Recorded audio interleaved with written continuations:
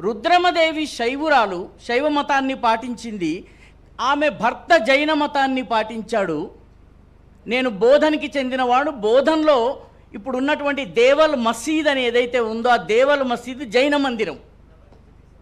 కాబట్టి మతము రాజకీయంలోకి రాకూడదు. శ్రీకృష్ణదేవరాయలు విష్ణు భక్తుడు, కానీ ఆయన శివమందిరాల్ని కూడా ప్రోత్సహించారు.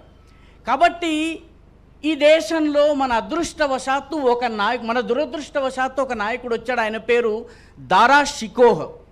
మన దురదృష్టం ఏంటంటే దారా షికోహ్ చచ్చిపోయాడు. అతని తమ్ముడైనటువంటి ఔరంగజేబు రాజయ్యాడు. దారా షికోహ్ వేదాలను, ఉపనిషత్తులను ఉర్దూలోకి అనువాదం చేశాడు. మజ్మాయ్ బెహ్రైన్ అనేటటువంటి పుస్తకము ఆయన రాయించాడు ఫార్సీలో, అంటే పర్షియన్ లాంగ్వేజ్లో. కాబట్టి మతము వేరు, రాజకీయం వేరు. ఈ విషయంలో విభేదము లేదు.